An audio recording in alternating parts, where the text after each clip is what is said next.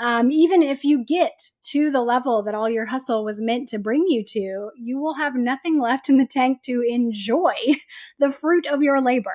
And I really did hit a point of such exhaustion that everything that I used to love, I didn't love anymore. I didn't love writing anymore. It became a burden for me.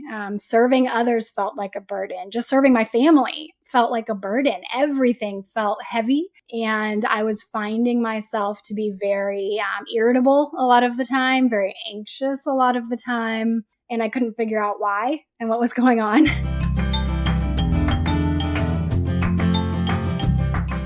Welcome to More Than a Milspouse, the podcast for military spouses who want to live with more meaning and less overwhelm. I'm your host, Christine, seasoned military spouse, mom of 3, life coach, and your guide to intentionally designing a life you're excited about as a military spouse. I'm here to help you get the clarity you need so you can get unstuck and unlock your purpose and potential. Because you, my friend, are more than a milspouse. You have something valuable to offer. And when you pursue the things that light your heart on fire, you trade frustration for fulfillment and isolation for a life of impact. It's time to discover who you are meant to be, because together we can change the world. Welcome to the Summer Milspouse Transformation Series. This summer, we are walking through my favorite tool for self-discovery, life transformation, and setting goals as a military spouse. You can download this tool for free just by clicking the link in the show notes. But this series is all about helping you change your life by making small shifts that can lead to some really big results. So often, we think we need to have more time, more margin, or more support to actually be able to enjoy our lives and thrive rather than just survive. But this series is about how to practically take care of ourselves, build healthy relationships, and live with purpose as military spouses. Last week on the show, we kicked off this series. So if you have not listened to that episode yet, I highly recommend you go back and listen to that first. But whether you listen in order or not, you're going to get a ton of value out of this series, because each week we are focusing on one area of our life that will help us truly live a life we're excited about, one with more meaning and less overwhelm. How do we do that? We start by taking care of ourselves. So today I am focused on unpacking and building the foundation for a fulfilling life. Now, I just have to say this because when I created this idea for this series, I knew I was going to be PCSing. I knew I was going to have a lot on my plate this summer, and so I wanted to create this material before all my belongings got packed up. And what do you know, as I am putting this all together, I came down with a bit of a cold. So if I sound a little bit weird, that's just what it is. I don't have time to wait until this is gone to record this information for you, because I know it's going to help you. But this is really about the foundation for how we build a life of more meaning and less overwhelm. If you have taken time to download the Growth Wheel, which is my tool for self-discovery and for life transformation as a military spouse, then you will see that there are arrows on the wheel that move in a clockwise direction. And really what this came from was an epiphany in my own life, where my word for the year was rest, because I realized that I did a terrible job of resting. And I started a journey for that year to figure out, how do I live from a place of rest? And so I built the Growth Wheel that year with this idea in mind, that we have to work out of our rest. We have to live from a place of rest rather than making rest a reward for getting everything done. So much of the programming that I grew up with, that I received, rewards busyness. It rewards getting things done, having a lot of accomplishments. And the truth was, I really didn't know how to rest until I had my to-do list done. And so I had to learn how to make rest a part of my regular rhythms, a part of my weekly schedule. And a couple of years ago, I recorded a podcast episode specifically on this process and what it looked like in my own life. I will link that episode on rest in the show notes so you can kind of hear my own journey to make rest a part of my life.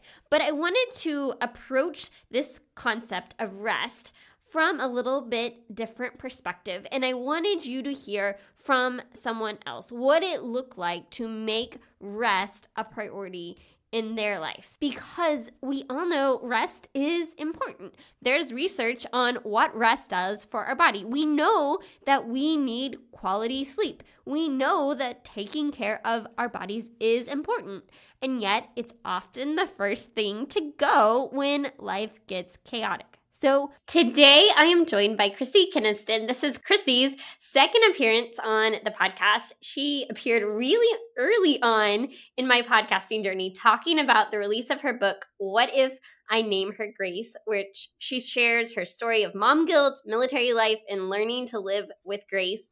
Chrissie and I became friends on Instagram, and I have watched her continue to grow over the years as a mom and as a military spouse, truly seeking to live with more meaning and less overwhelm. And so I invited her back on to share her journey over the last couple of years and how she's really learned to step into this place of living from a place of rest. So Chrissie, welcome back to the show. I think it was 2021 that you were last on the podcast. How many places have you lived since then? Oh, so happy to be back here. Thank you for having me on again. And I think in 2021, I was in New Mexico, and then we lived in Alabama, and now we are in North Carolina.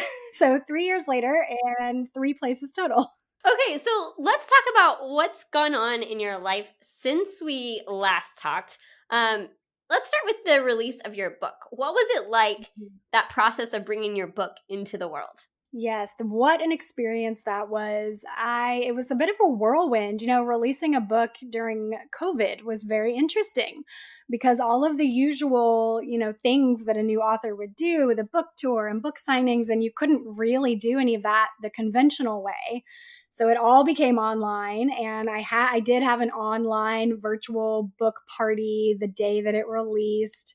And I did a lot of podcasts like yours. I basically did a podcast tour instead of a book tour going to bookstores. And I just got on a bunch of podcasts for moms and military spouses and got to share my story and all about the importance of inviting God's grace into our life and living from that place. And yeah, it was really fun and busy and exciting.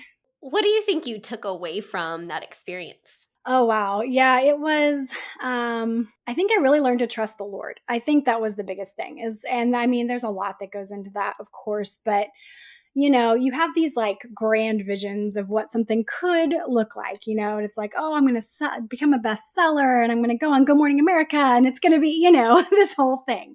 And then it doesn't really play out that way. I mean, real life, it doesn't always work out that way. And I've come to learn since then that many authors' first books, it's very rare for your first book to kind of take off in that way. No one knows who you are. But I did, I would have moments of frustration, like, hey, why isn't this taking off more? Why does this feel so hard? And the Lord was really sweet to me and just always bringing me reassurances, either through, friends or the sermon on the Sunday morning, or just something I happened to read in the Bible that morning, helping me remember to trust his timing and trust that like he brought me this far, he's not going to leave me here, and he's going to keep taking me along. And then that, I had to learn to trust him on when to really keep working and taking a lot of action and when to slow down and leave it in his hands, and take a break and make sure I was taking care of myself and not just completely burning myself out, trying to force this thing to happen in my timing instead of his. And I think that's a really good jumping off point for today's conversation, because I think so much of what is out there, especially when we talk about working from home or building a business or creating any kind of thing that you are passionate about and you want to bring into the world. And there's so much information about, hey, you just need to try harder. You just need to keep going. You just need to hustle your way till you reach that point of success. And so often what happens is that it leads us to this place of exhaustion and burnout. So, what did you learn about yourself over the last couple of years? I absolutely learned that you cannot hustle forever and think that it's just going to bring you all these amazing results that you're going to love and everything is rainbows and sunshine. Even if you get to the level that all your hustle was meant to bring you to, you will have nothing left in the tank to enjoy the fruit of your labor. And I really did hit a point of such exhaustion that everything that I used to love, I didn't love anymore. I didn't love writing anymore. It became a burden for me.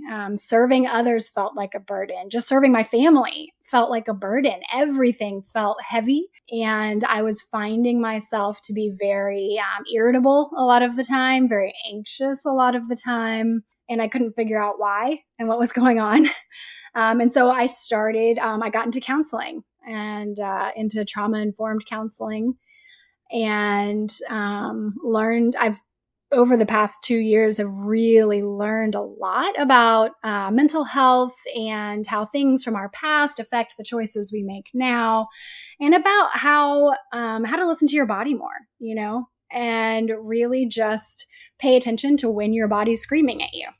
And that's what my body was doing. It was screaming at me, and it was coming out in irritability and anxiety and all of these things, but it was telling me not even just slow down, it was telling me stop, like just stop, and take a break. And for me with my faith, it was like, trust God that if he's telling you to take this break, then you do it and you be obedient, and many good things will come from you taking this break.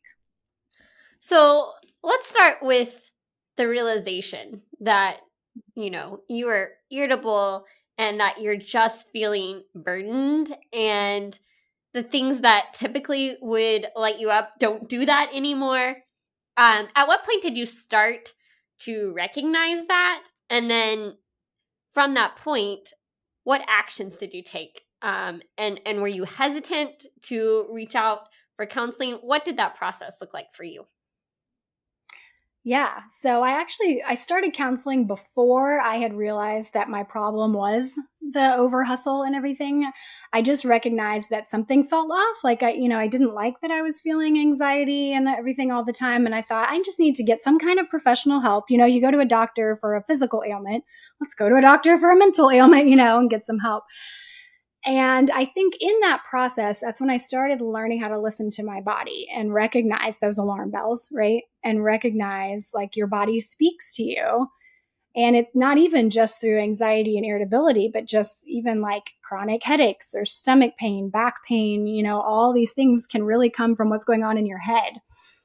And then last summer, I had gotten a dream client. So I'm also a freelance copywriter. I write copy for online businesses, and I got a dream client that I had wanted to write for a couple of years. And she hired me almost as like an almost full-time copywriter for her. And it was so exciting, and the money was great. And it was everything I had been wanting to do for years. And we also moved. We PCS'd that summer to North Carolina. I have 3 kids that are 7, 9, and 11. They were home because it was summer. And I just kind of broke down and crumbled. I hated getting up and doing my work every morning, even though it was this dream client and it was everything I had been striving to get to. Like it was the level I had been trying to take my business for years, and I was miserable. I didn't like writing for her. I was not showing up well in my writing. I wasn't doing a good job, and I couldn't figure out why I was suddenly not performing well, which was very foreign to me to not be, doing my best at what I was doing. And I was in a summer with my kids where I was irritated by them all the time. I didn't want them around. I was frustrated that they were around. And I realized, oh my gosh, I'm hating family time. I'm hating work time. Like, what is happening, And I knew something has to change. It became very clear to me, Like I had to reassess my priorities. And was work my top priority? No, I never wanted it to be that way. And so if work is not my top priority and work felt like that's what was causing me to be miserable all the time, that's what had to change. So I had to resign. I chose to resign from this dream client because I couldn't keep it up. And I actually chose to take 3 months completely off of work. So the last quarter of 2023, I did no work at all. So zero income. We had my husband's income, of course, so we didn't have mine. And that was an adjustment, financially. And that took a lot of trust in God for me too, to go, okay, you're showing me that I need a break. So I'm going to take it and just trust that we're going to be okay financially. And that's when I really realized I would rather have less things, smaller house, maybe not as nice a car, but actually enjoy my time. And I want to enjoy my time with my kids. I don't want to be frustrated that they're around, like who wants that? And so that was the action that I took, really, was to just take that huge break and, step away from everything I thought I wanted. And during that break, I realized I don't think I want the same things anymore. Like now that I understand how to really listen to what I want, that's not it. Like I think for years I had seen this projected image online of these 6-figure business owners, and they make it look so easy. And it maybe does come easy to some of them, but for me and my season of life with my kids and all of our moving and a military husband, it was not easy. And I just realized this isn't worth it to me. Like this isn't what I want anymore. So I really started just approaching everything differently. Yeah, I mean, that is such a process, but it is so important to have that time to say, what is it that's really important to me? Like, what do I value most? And am I living that out in my life? Because otherwise, we find ourselves chasing these other people's dreams or what someone else deems a success, rather than what's truly going to let us live the most fulfilling life for us. That's really going to live a life full of joy. And that's so hard to actually do because so many of us have been brought up in a culture that says this is the way to do it. This is what you want.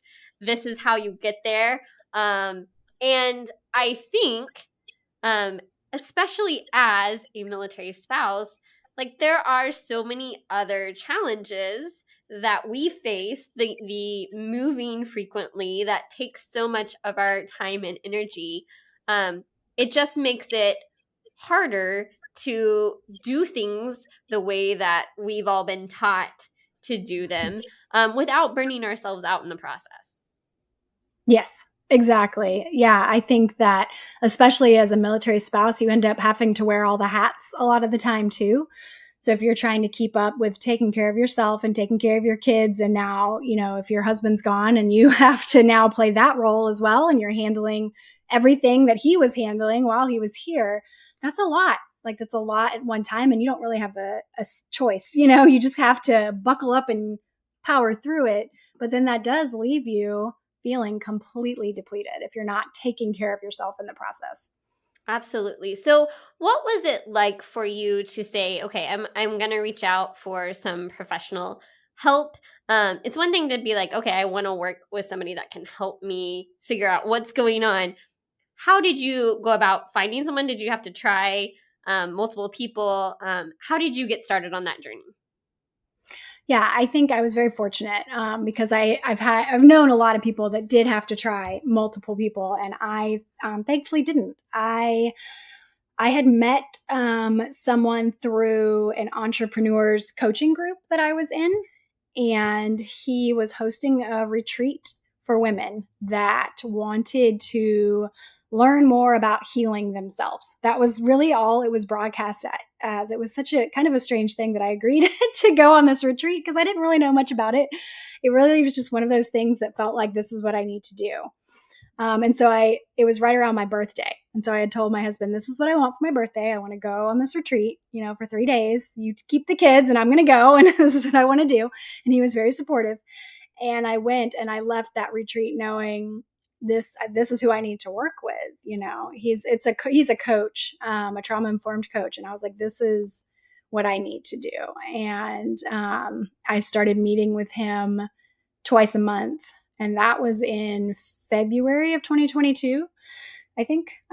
So we've been meeting twice a month for a couple of years now, and really, and his wife has a program for women, and so I dove into her program as well that was speaking specifically to like women and our feminine selves and how to be more in touch with who we were created to be as women. So it was a very well-rounded process, and I felt like just from the minute I started, I'm not going to pretend like it was easy. It was scary. It's scary, to look at your past and look at all the things that have been done to you and choices you have made, and think about, the thought patterns it's created in your mind that affect the choices you're making today, and how it's affecting your children and how you're parenting, but the more I dug into all of these things and realized how much they were affecting my current choices and my current life, I realized how important it was that I like stick with this, see it through, really do this hard work of figuring out where my thought patterns and behaviors come from so that I could change them.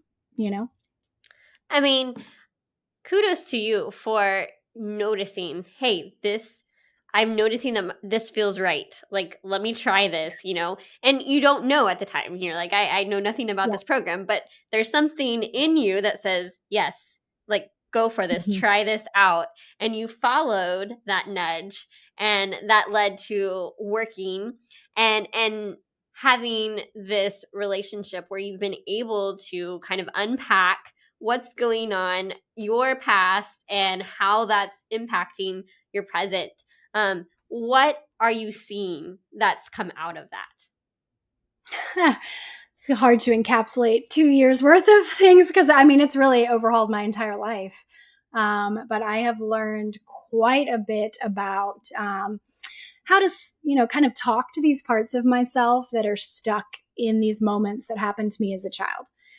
And these parts of me are, influencing how I make choices now because they're trying to keep me safe is basically the, most basic way I can explain it. And so I've learned a lot of how to speak to them and reassure these parts of me that, hey, like we're 38 years old, married, we're a mother, we're so safe now, and we have a beautiful life, and we're strong, and, we can take care of ourselves, and we don't have to be afraid, or we don't have to be angry, or we don't have to be anxious, and that's been a really big part, is learning where these parts came from so that I can address them and start to heal them. And then I've also learned quite a bit about masculine and feminine polarity and, the roles that we're meant to live out as men and women, and how I was really living in a very masculine role for probably my entire life, but at least my entire adult life. Very achievement oriented, do all the things, find all the solutions myself. I can take care of myself. I don't need help. I've got it, and really had just completely ignored the feminine role of just being softer and more feeling than doing, and prioritizing taking care of my body, whether that's movement, nutrition, rest, surrendering into what my body needs, what my spirit needs, surrendering into following my husband, as that's a big part of my faith, is that my husband is the leader of the household. Yet I was in that leader role that it didn't even leave any space for him to lead, and so learning how to step back so that he could step forward and actually start leading and let me get out of the way. So that's been really life-changing too. Yeah, I think listening to your body and being able to like take care of your body and see what you really need is so important. And did that really lead you to this decision to say, "Hey, I need to take 3 months off. I need to not do any work," because I think that feels scary to a lot of people. And so, Yeah. that takes a level of courage and faith to say, like, okay, I don't know what happens after this, but I'm going to take this time to take care of myself. What was that like for you?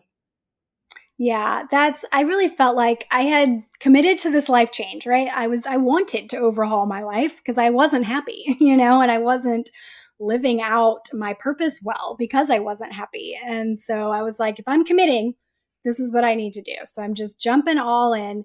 And it was very challenging, honestly, all the way through. I'd like to say it was just challenging at first, but really the whole 3 months, I would have to remind myself, like, go rest. I would think, okay, I'm not working, I'm not sitting down to work. So how many chores can I accomplish today? Or can I research our summer vacation? Or can I, all the things like, should I go work on writing another book? Like, I would just want to still do things because that's how I feel like I've had a good day, right? As I accomplished all these things. But the point of this break was not to accomplish things. It was to rest and let my body restore itself, and let my mind restore itself and really just find a way to rest that was restorative too. I think at the beginning it was just a lot of Netflix on the couch kind of thing. Like, I just vegged. But then it became, okay, that's how else can I rest in a way that's good for my body? So that became like, what kind of movement am I going to do? I don't want to do cardio every day. That's not restful, but I want to do something. So I would go on walks, or I would do easy yoga, or play with the dog. And I would journal, make sure I was journaling and spending time in prayer every day. I would get outside and make sure I was getting plenty of sunshine every day. I started paying a lot of attention to my nutrition. I had time to do that, so I could really pay attention to, like, am I fueling my body well? And how can I do that as a busy mom with a budget? How can I still make sure that I'm eating well and getting my body all the nutrients it needs, all the protein it needs? And paying attention to my sleep. Am I going to bed at the same time every night? Do I have good sleep hygiene where I'm not scrolling my phone for an hour before bed? That kind of thing. So it gave me time to figure all that out, so that when I did jump back into work in January, I could, I had that baseline set now of, these are the things that I know my body needs pretty much every day, so that I just work that in around my work, so I still can feel rested now, even though I'm working again. I think it's interesting because, we easily get into this place of feeling like we have to stay busy to feel productive, to feel like we accomplish something. Whether we're actually accomplishing anything or not, it's this sense of like, I was busy, therefore it was good, rather than, hey, I rested and that was good. And that's a hard shift to make. And so often we think, okay, I'm tired. I just need to lay on the couch and watch something, let my mind, my body rest. But what I have learned in my own life, that it's sometimes when you are so burnt out, that's all you can do. But it's really about doing the things that are going to fuel your body, that really help you find that rest and find that restoration when you're in this place of overwhelm. And it's really things like going to the beach for me, or sitting down with my journal. Those are things that fuel me in a way that just watching a show on TV does not. Right. Yeah, absolutely. I think that's been a huge realization for me, is figuring that out, because I do think it's different for everyone. And I think even now there are days where all I can do is veg in front of Netflix, and that's what my body needs, or a nap is what my body needs, and that's okay. But there is that more restorative rest that is the journaling, the stretching, walking, where it's still restful. But it's not what you might initially think of as rest. And I think being flexible too with what your rest looks like has been really big for me. Just being flexible all around with, like, my schedule of fitting it in. Like, I like to get up an hour before my kids do on school days, so I can have an hour alone, and I spend time in the Bible and stretching and things. And for many years, that has been a non-negotiable for me. And I thought that was a good thing. Like, no, I'm prioritizing this, and this is important. But over the last 6 months or so, I've realized it's actually even better for me if some mornings I realize this is not a good choice today. Like maybe I didn't sleep well the night before, or I'm feeling under the weather or whatever. Getting an extra hour of sleep is going to be a better choice for me today.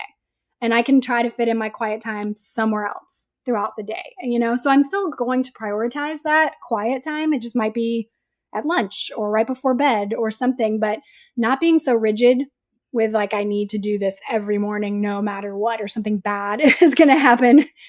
And the same has gone with the way I structure my weeks. I started to recognize that my weekends were not my rest time. Because, I think we tend to think like that's how our society works. Like we go Monday through Friday, and then Saturday, Sunday, we rest. But my Saturdays and Sundays are really busy. We always are going to a birthday party or sports. We have church. We need to do laundry. I have to grocery shop for the week. It's all the things. So I realized, okay, I need to fit this in during the week. So now Fridays, I try to make Fridays my rest day. Husband's at work, kids are at school. If I can really slow down and make that my recovery day, I'm going to do that as many Fridays as I can because the weekends just don't work, So I think being flexible is a more realistic way to fit that rest in. I think that's so good because it's that flexibility in number one, being able to listen to your body and say it doesn't always have to look the same. Like sometimes I need that quiet time first thing in the morning, and sometimes my body just needs sleep. And being able to notice that and take action based on that rather than sticking to that rigid schedule. And then really being able to look holistically at your life and say, okay, what does it practically look like to carve out time for rest in my week? And so, yes, it may be for some of us on the weekends, and maybe for you, that is Friday. And so for each of us, that looks different, but having that flexibility to say, okay, when does it actually work for my week? And then, if schedules get crazy, like how can I be flexible with this? I think one of the challenges is that as soon as life gets chaotic for us, rest typically becomes the first thing to go. What does that look like in your life? Yeah, that still happens. I wish it didn't, but we took a trip to Florida last month, and it was to help out my mom, who's aging. And I had these grand plans of still carving out time for myself every day and taking care of myself. And I didn't do it, and I paid the price at the end of the week. I felt exhausted and depleted and awful. And so I just tried to make the next week as slow as I could. But I get it. Life does get in the way. And I remember when my kids were little, that it really felt impossible then. You never feel like you have a moment for yourself. And I think that's when we have to get creative. And this is what I wish I had done when I took that trip to Florida. And what I hope to do on my next trip is to just be a lot more intentional, and not let 5 days go by where I never took care of myself, but be very intentional and creative with, okay, where can I fit it in? Like, can I go sit in the car for 30 minutes by myself? Or, can I wake up 30 minutes earlier? And it takes help, asking for help to get that done, which I think we really struggle with, especially as military spouses. One, because we move a lot, so we don't feel like we have the network to do that. And two, because we do have to do all the things most of the time. We want to feel strong enough to do all the things ourselves.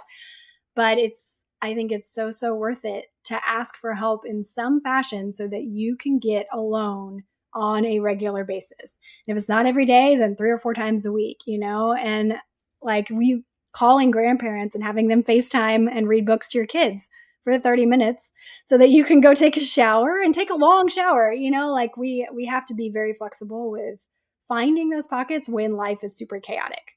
And hopefully that won't be the norm, that life is chaotic. I think the goal would be to just make rest such a priority that it fits into your day, just like eating and sleeping, that you can just make it that much of a non-negotiable and just figure out how it can fit into your schedule.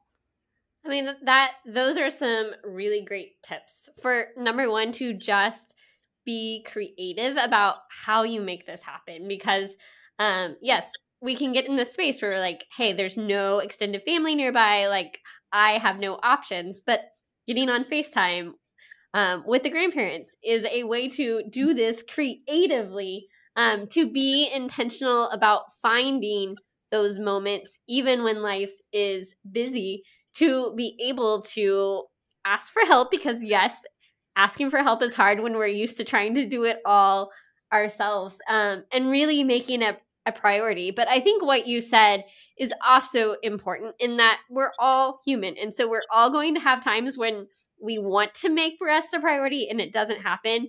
And just to be okay with, hey, none of us are going to achieve perfection in this. It's a process. And if we're moving the needle towards living from this place of rest.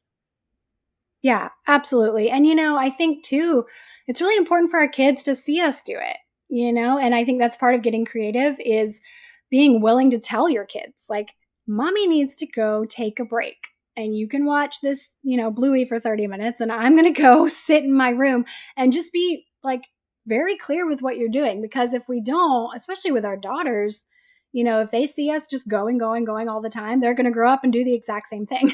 And they're going to have no idea how important rest is or how to prioritize rest. I know for me, that's why I never knew how to do it or knew I should do it, because no one modeled that for me. So showing our kids that, like, hey, we take rest days and we take rest time, and that's important enough to us that we're going to do it as much as we can. I think that's really important for our kids to see too. Absolutely. Because when we do take the time for rest, when we carve out time in our schedule, it not only helps us be able to show up, to pursue our purpose, to not be irritable with everyone around us. It's setting that example. It's modeling for our kids, for those around us, that life doesn't have to be hustle and grind. We don't have to just survive through life. We're setting that example that can truly change the next generation. And that's really powerful. Yeah. So let me ask you, what is next for you in your life? Yes. Well, you've hit me at an interesting time because I think I'm actually about to go in a whole new direction. I have decided to pursue a degree in school counseling, and which guidance counselors are now called school counselors. And it really all ties into this. I really feel passionate about getting into the schools and teaching kids this sort of thing, teaching them how to approach mental health and prioritize mental health, so that as they grow up, they're better equipped to handle everything. So I'm starting off on a whole new path now, and I'm very excited. I think it's going to be neat. And I think my kids being school age, of course, makes it, that's a attractive thought to be on the same schedule as them too. But I'm excited to try to impact the younger generation in that way. I'm excited for you. And I think it's just such an example of when we pursue the things that are on our heart, and when our lives are changed and our story, we're then able to use that to help others. And what you've learned and how you've transformed your life over the last couple of years can be used to impact so many other lives. And so it's just fun to see that and to see this new interest and how you are going to pursue that. As we are wrapping up today, how can our listeners connect with you? Yeah, I am always on Instagram. It's at Chrissie Kenaston is my Instagram. I would love to connect with you there. And I also have a website, chrissiekenaston.com, where you can see more about my book and where you can get that. Friend, I want you to know it is possible to live from a place of rest. It is not easy to do. Depending on your cultural upbringing, depending on your programming, depending on what's on your plate, depending on what season of life you're in, but it is possible. And it's really about building time into your weekly schedule. When I first started prioritizing rest, I had to actually write the word rest on my weekly calendar. And this is something I still do because I am driven to fill up my schedule, to always be doing something. And I put this on my calendar as a reminder to force myself You do not have to be productive. You need to take time to rest. And so that's my challenge to you too. I understand that it's hard when you are solo parenting, when you are in that season of life with littles, or you are a caregiver for someone that demands a lot of your time and attention. But it's about getting creative and finding times that you can actually take time to rest. So are you resting? Are you operating from a place of stress and irritability and overwhelm and burnout? Or are you taking time to rest? There are still times, honestly, when I am resting and I feel guilty about doing it. But I know that if I want to show up for my spouse, for my kids, if I want to do work that matters, if I want healthy relationships, I have to take care of myself. And that starts with taking time to rest. You cannot pour from an empty cup. You need rest to recharge. Last year, I ran my first half marathon. And if you have ever trained for a race of any kind or worked out in any regular capacity, then you know that they will tell you rest days matter. Your body needs time to rest and repair itself. If you never take a rest day, you won't be able to keep training, to keep going. You won't be able to finish the race. And our life works the same way. If we want a happy life, a life with energy, a life with purpose, a life with meaning, a life where we are able to thrive rather than just survive, then we have to look at rest as a necessity rather than as a reward. So I would love to hear your thoughts, your feedback on this. Come join me inside our free community on Facebook or send me a DM on Instagram. I will be back with you next week to talk more about how we practically take care of ourselves as military spouses, and specifically to talk about our mental and emotional health. Again, if you have not already downloaded the Growth Wheel, my free tool for self-assessment as a military spouse, that is available on our website or by clicking the link in the show notes. I can't wait to chat with you again next week. Until then, may you live filled, fueled, and full of joy. Hey, amazing Milspouse, before you go, I want you to know that I love hearing from you. The More Than a Milspouse community exists to help you thrive as a military spouse. Figure out what lights your heart on fire and empower you to live with purpose and impact. You can have an incredible impact simply by heading over to iTunes to subscribe and leave a review. But your impact doesn't stop there. You can empower those around you simply by sharing an episode with a friend or neighbor, someone who needs a little encouragement in this military life. And if this episode was meaningful to you, spread the love by taking a screenshot of this episode and tagging me on Instagram so we can continue to reach more people, change more lives, and shift the way that military spouses look at life. Because we are better together, and together we can change the world. Let's do it.